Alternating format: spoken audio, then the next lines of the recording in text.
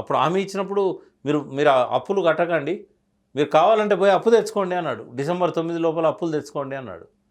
But ఎందుకు అన్ని రకాల కండిషన్స్ పెట్టి 20 రకాల గైడ్ లైన్స్ ఇచ్చి ఎందుకు కట్ చేయాలి? అందరికీ ఇవ్వచ్చు కదా. Right sir. అంటే ఒక పొలిటికల్ మీరు ఏ రంగం అన్నా తీసుకోండి శ్రీనివాస్ సార్, గారు. నేను తీసుకుంటాను. నెక్స్ట్ అడుగుతాను అది కూడా అడుగుతాను. నేను మినిమం మార్కులు మైనస్ లో ఉన్నాడు. నేను ఏమంటానంటే రేవంత్ గారి కావచ్చు, లేకపోతే అందులో ఉన్న మంత్రివర్గం కావచ్చు, ఎమ్మెల్యేలు కావచ్చు, ప్రభుత్వం కావచ్చు, మంత్రుల గురించి ఎవరైనా కానీ మాకైతే లీడర్ సార్, ప్రభుత్వం తెలంగాణ ప్రభుత్వం అనేది ఏ పార్టీ ఉన్నా మాకైతే మనం అనుకుంటున్నాం. మీరు నేను అనుకుంటున్నా కాదు, మీరు నేను అనుకుంటున్నాం. ఒక్క నిమిషం చెప్పండి. రేవంత్ రెడ్డి అనుకోవట్లేదు. అడుగున నేను 20 లక్షలు ఇస్తా, నీ జేబులోకి వెళ్ళి ఇస్తావు. అసలు నీ స్థాయి ఏంది? నువ్వు ఆఫ్టర్ ఆల్ ఒక మంత్రివి. మంత్రులందరిది ఒకటే స్థాయి తెలుసా మీకు శ్రీనివాస్ గారు?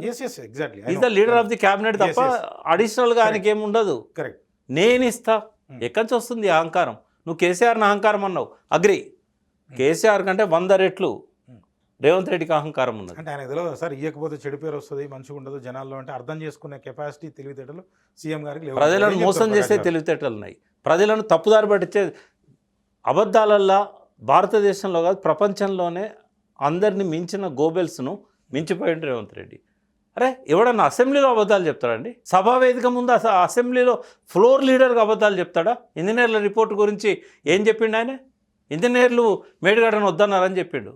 రిపోర్ట్ చేతులు పట్టుకొని ఇంగ్లీష్ రాదనుకోవాలనా, లేకుంటే అబద్ధాలు చెప్తున్నాను అనుకోవాలా? ప్రివిలేజెస్ మోషన్ పెట్టమంటే వీళ్ళు పెట్టలేకపోయినారు ప్రతిపక్షం ఉన్న నాయకులు. నేనే చెప్పిన ఓపెన్గా పబ్లిక్ మీటింగ్లో, ప్రివిలేజెస్ మోషన్ పెట్టండి. ఆ సభలో అబద్ధాలు మాట్లాడతాడా? చదువుకుంటూ అబద్ధాలు మాట్లాడతాడా? మేడిగడ్డను వద్దని చెప్పిందా ఇంజనీర్లు 5గురు? అంటే ఆదాయం లేదంటారా, ఆయనకి ఇవ్వాలని అనిపించట్లేదంటారా? Basic question sir. Is unfit for CM.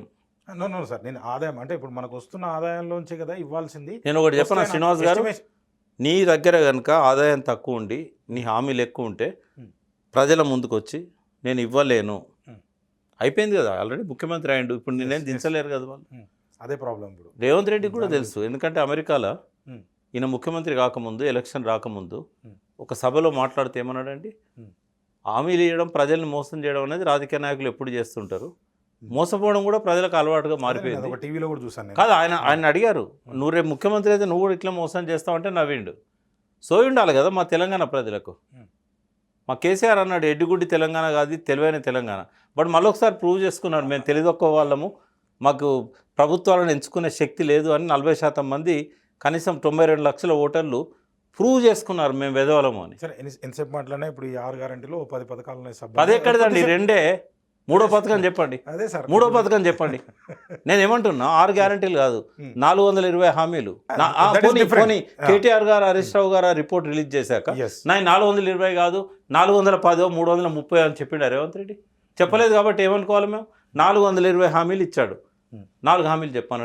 ఆ హామీలు వేరు. బేసిక్గా ఈ 6 గ్యారెంటీల పథకాలు అనేది ఇది గ్యారెంటీకి ఇస్తాం, అది ఏమో అర్థం. మరి నేను ఏమంటున్నా అంటే అది నోరు తాటిమట్ట కాదు రేవంత్ రెడ్డిది, నోరు. కాబట్టి ఆయన ఎలక్షన్ల ముందు ఏ హామీలు అయితే ఇచ్చాడో అవి నెరవేర్చలేకపోతే ప్రజల ముందుకు వచ్చి ఎందుకు నెరవేర్చలేకపోతున్నాడో చెప్తే నేను అభినందించేవాడిని.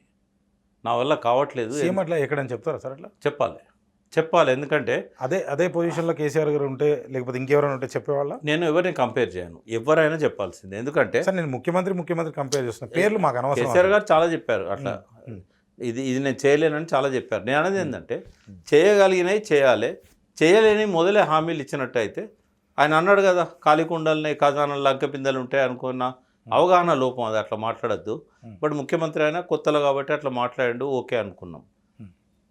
కొత్తలో ఆయన తిట్టినా కూడా ఎలక్షన్లే కాబట్టి తిడుతున్నాడు అనుకున్నాం. పార్లమెంట్ ఎలక్షన్లో తిట్టినా కూడా ఎలక్షన్లో గెలవడానికి తిడుతున్నాడు అనుకున్నాం. ఇప్పుడు ఏం ఎలక్షన్లు శ్రీనివాస్ గారు, ఏం మాటలు అవి? పొద్దున్న లేస్తే ఆయనకు పార్టీ ఆయనకు పార్టీ వేదిక ఏదో తెలియదు, ప్రభుత్వ వేదిక ఏదో తెలియదు. పాలమూరు మీటింగ్లో పార్టీ ప్రచారం కోసం టీఆర్ఎస్ని తిట్టుకుంటూ, హరీష్ రావుని తిట్టుకుంటూ, కేసీఆర్ని తిట్టుకుంటూ, అది ఎవరు ఆర్గనైజ్ చేశారు? శాంతకుమార్ గారు పక్కనే ఉన్నారు కదా. సోయి లేకుండా మాట్లాడితే ఎట్లా? అది ప్రభుత్వ వేదిక, ఆడ మాట్లాడాల్సింది ఏంది? సంవత్సరం చేసిన పనులేంది, ఈ సంవత్సరం చేయలేని పనులేంది, ఎందుకు చేయలేకపోయినామని ప్రజలకు ఎక్స్ప్లెనేషన్ ఇవ్వాలి. కరెక్ట్. పాలమూరు రైతులంతా పండుగ చేసుకోవాలని అంటున్నాడు. తట్టని మన్ను తీసిండా, ₹1 పెట్టిండా పాలమూరు రంగారెడ్డి పథకానికి?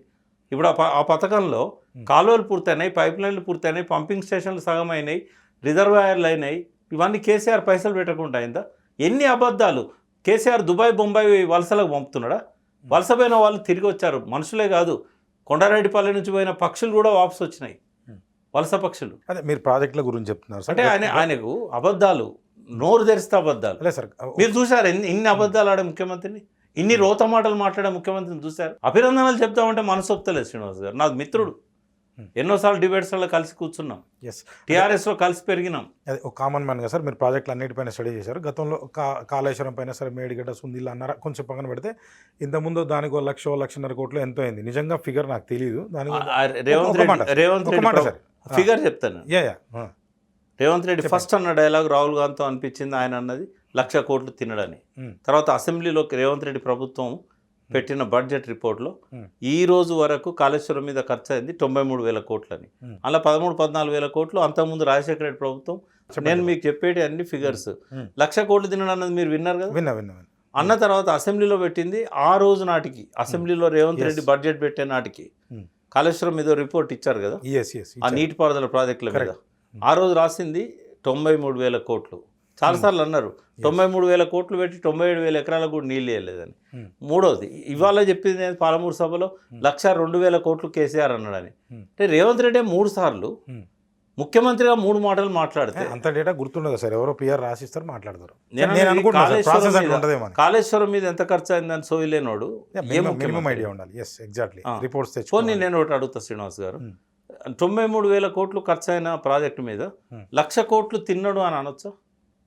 ఎంత అనాలి సార్ మరి? అసలు రూపాయి తినలేదని పార్లమెంట్లో జలశక్తి మంత్రి గజేంద్ర సింగ్ షెకావత్ ఇచ్చాడు. అది నమ్ముదామా లేకపోతే పిచ్చి మాటలు నమ్ముదామా? అది అడిగింది ఎవరు?